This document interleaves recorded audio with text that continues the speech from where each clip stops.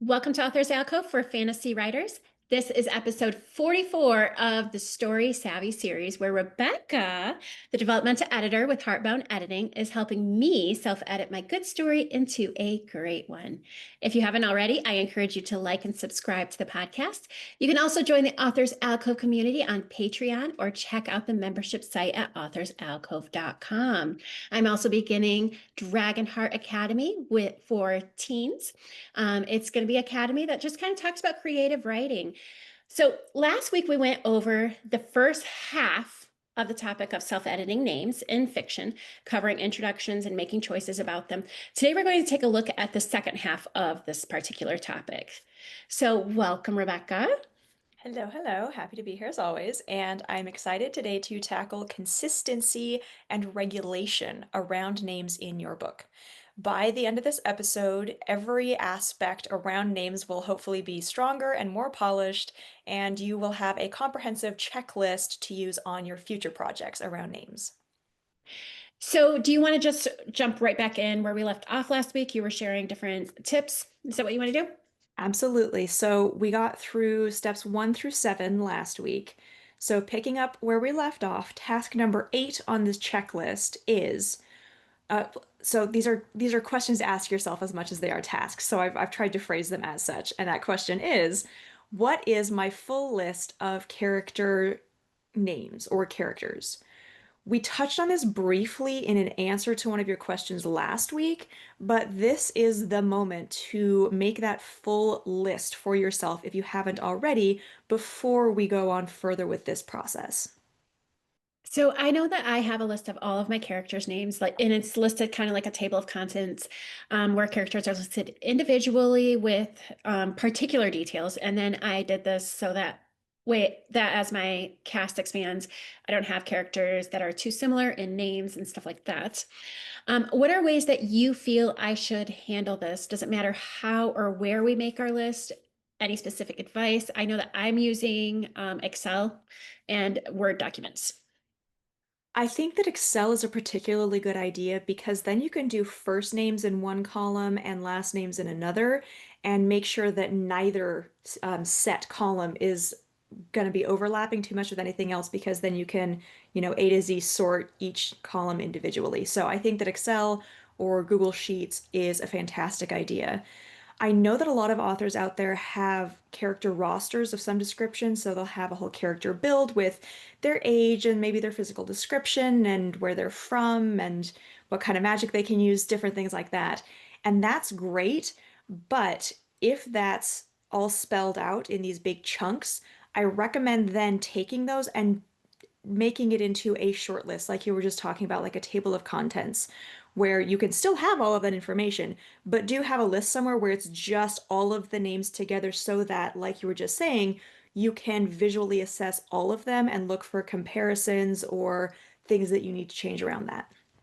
So, question to ask yourself, number 9 on my list here is, are any names or any proper nouns in general too similar visually or audibly when reading at speed that need to be changed? So you already touched on this, but it is very much checking that you aren't going to have a reader seeing a Serafina and a Sarah and getting visually confused, or let's say having a Sean spelled Sean and a Sean spelled Shawn, which sound identical. So if this ever becomes an audiobook, that's a problem. So I have to ask, first off, how can we check the audible part? But where the complication comes in is when we are not sure if our readers are going to be reading the name correctly. For instance, I read the Harry Potter books before I knew what Hermione's name is. And so I read probably the first two full books before, like, I think in the second or the third book, she actually has the name written out. And I can't remember what it was, but it was probably something like Hermione or something like that. Yeah. But she has it spelled out eventually.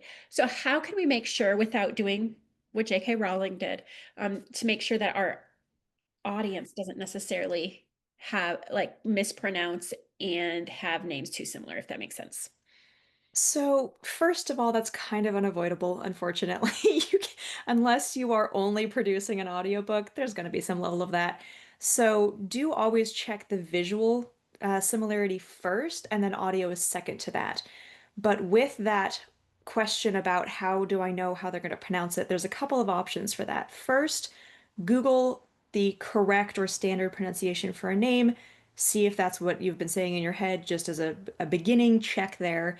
But then also, especially if it's an invented name, try running it through any kind of text-to-speech software. So write out the word and then click a button and have pretty much any computer program read it to you and see what they say. But then also just message friends and family, maybe pick 3 to 5 folks and just be like, hey, will you send me a 2-second audio clip of you pronouncing this name however you automatically pronounce this name? That's essentially how you can check that. So, task number 10, the question to ask yourself is each name on my list mentioned at least 3 times in the book? And this is specifically to check the relevance of all of the names on your list. So I feel like this is a different scenario here than with step number one on this list. So again, but for this step, why is three the magic number? I notice three often comes up. Yeah. The situation here is that if a character isn't being mentioned at least 3 times in the book, it might make more sense to not name them at all. So if a character isn't being named 3 times in the book, it kind of falls into one of two categories. Either they used to be more relevant or they're going to be more relevant in the future, so you're just trying to kind of keep them present and not forgotten, or they can just be scrapped entirely. So when you're checking, if the name doesn't come up 3 times, you need to make that call. You need to decide to either make them more relevant in this book so that you're doing a better job of implanting them, or sorry, embedding them so that the reader will remember them, or you need to make that call of, well, I only mentioned them twice or once, or really only 3 times in this whole book. Maybe I need to take this character out and give their roles to a character that is already more embedded. That's essentially the again, 3 is just a magic number. 3 is easy in fiction. It's a decent, tangible marker to give folks. It's not a hard line. I'm not going to get mad at anyone for having an important character that only gets mentioned twice. Um, but the third option here is just to not name them. So if this is a character that you want to introduce or have do something small, try just giving them a placeholder title, like the innkeeper instead of Dylan.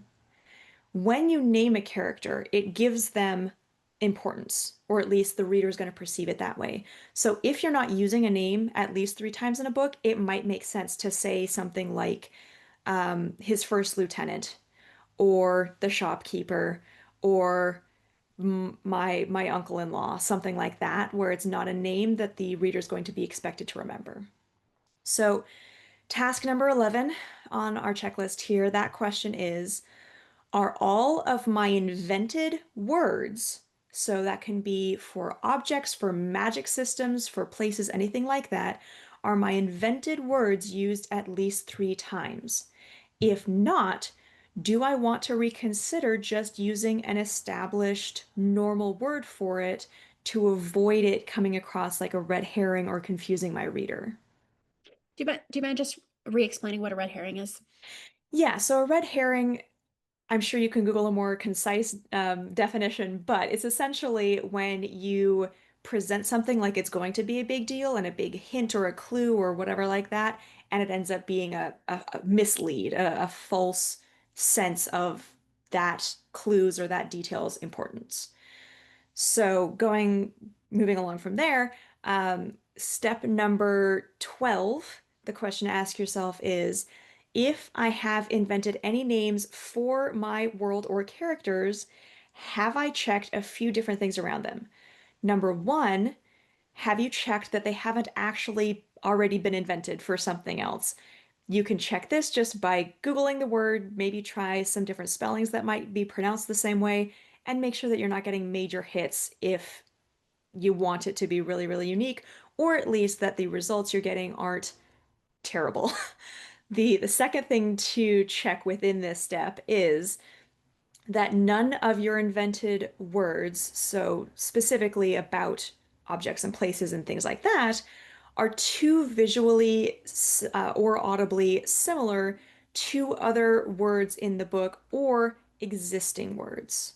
So you can check this by saying them out loud, checking them with text to speech, asking some friends how they would pronounce that word, or just reading it and adjusting to what you were going for a little bit better. And to clarify this point a little bit more, because I realized I kind of got off track here, um, what I mean by being too similar to already existing words is, for example, I've edited fiction where someone had invented this very cool name for a character, but one of the vowels is pronounced exactly the same way as another vowel, and that word actually means something in the English language.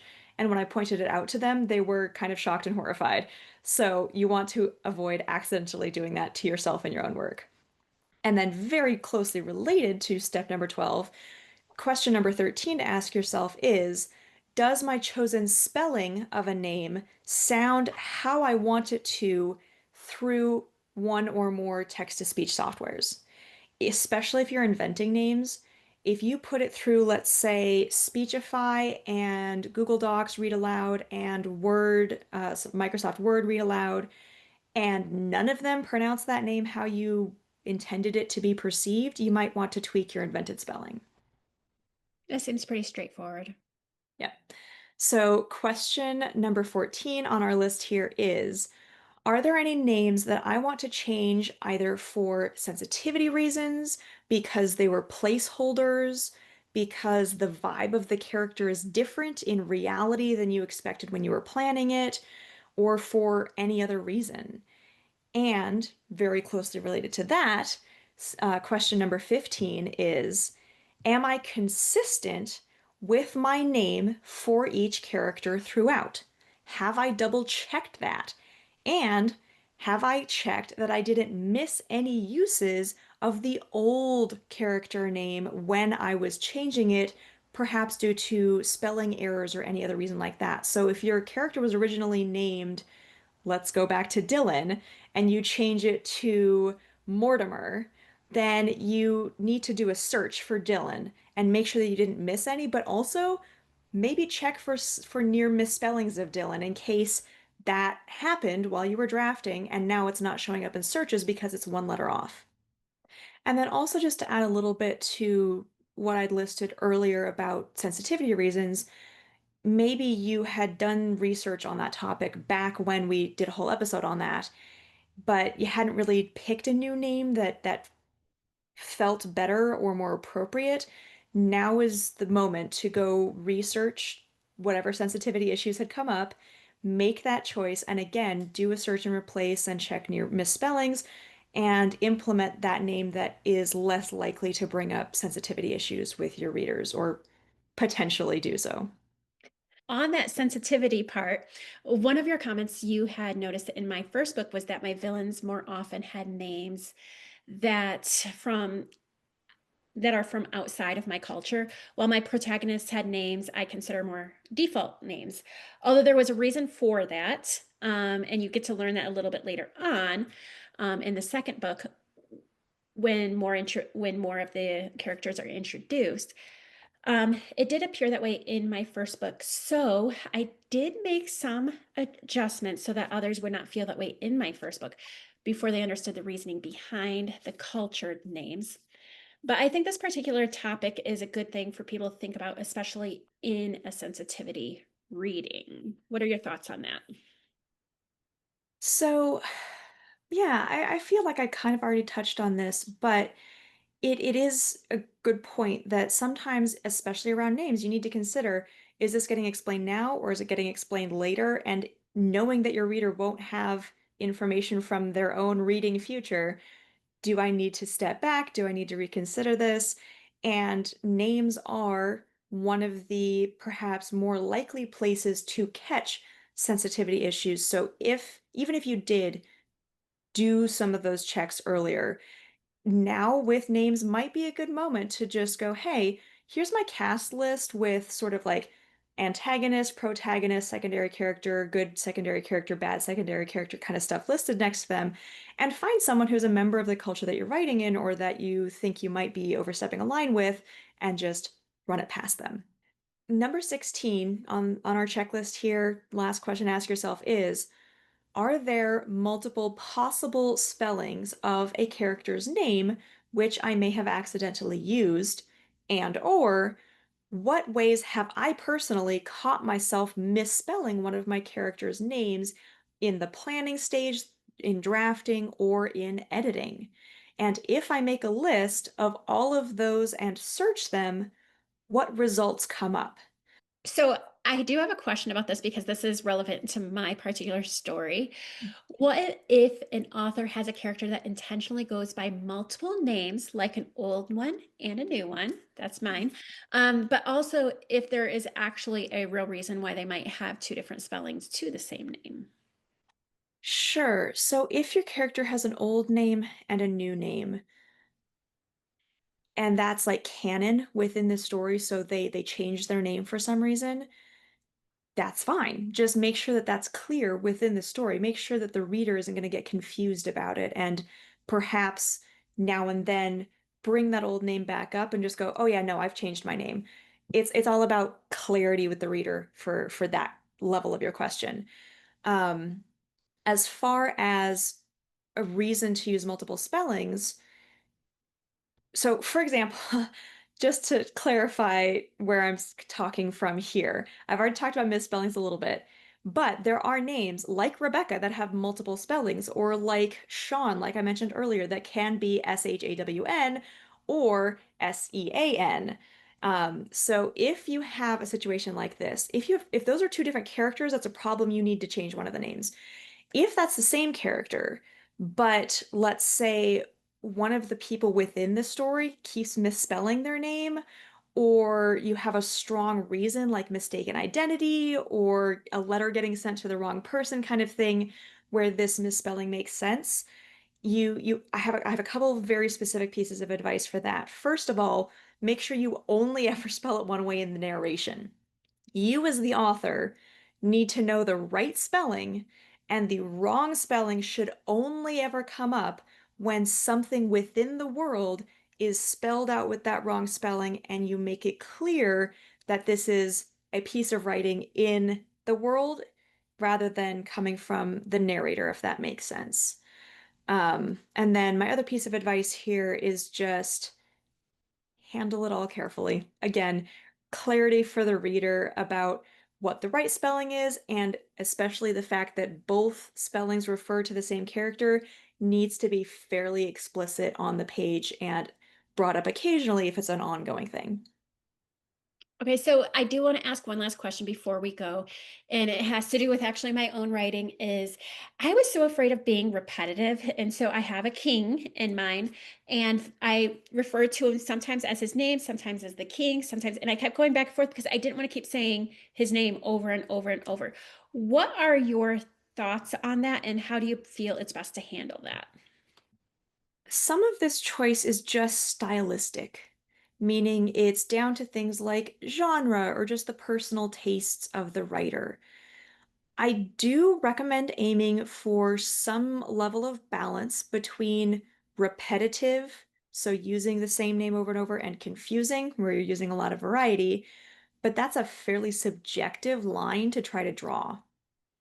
If a client asked me about this, despite this topic being much more in the line level edits than my own developmental wheelhouse, my answer would be roughly as follows.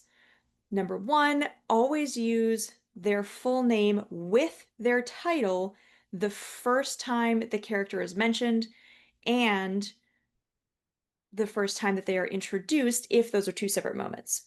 For example, perhaps your character is named and titled King Roland Fairhair or something like that. Make sure that that's used the first time he's mentioned and the first time he's introduced.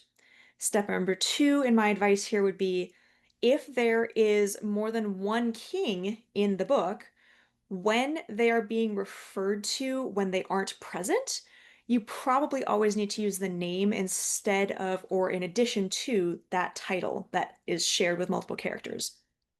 Point three would be if there is more than one king on stage, so in the same room, in the same chapter, you must always use their names. Otherwise, it's going to get so confusing. Point four would be barring all of those, I recommend using both the title and name if it's been more than one full chapter since the last time the name was mentioned. So if you're only referring to him as the king for a chapter or two, you need to use his name again. Same thing goes for the other way around. Point five would be I suggest paying attention to the difference in how the king is referred to in narration. So by you as the author, which using my example might be the fair-haired king to say, okay, the fair-haired king went to his palace. And then comparing that against how that character is referred to by other characters when he's not around.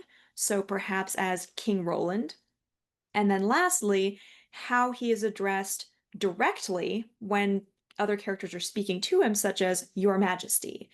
Just having a different set that you can use in those three scenarios can help with that variety and keeping things from getting repetitive. And then lastly, as my best attempt at addressing that issue of being repetitive and boring, I would say that a decent rule of thumb would be to avoid using just the name or just the title more than 3 to 5 times in a row without switching it up. And to make sure that you use both the name and the title regularly, however you want to define that particular phrase for yourself in this context. In my own books, I would say that it depends a little bit on the specific relationship between the POV character or the one speaking and the person being referred to, but I generally try to use the full name and title roughly once in each quarter or quadrant of the book to remind readers that all of those names and titles go together. Well, anyway, thank you so much for all of your insight. It really does help me so much. Delighted to hear it. Next week, we will go over improving your use and descriptions of nonverbal communication in fiction through self-editing. For now, I really want to thank everyone following along with this series. If you know any other authors who are nearing the end of their first draft or struggling with revising or rewriting their novel, please send them our way. The more authors that we can help understand finish the process of self-editing, the better. Thank you all for listening in, and thank you, Agnes, for joining me today.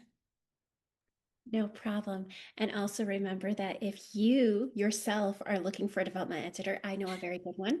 You can go to heartboundediting.com.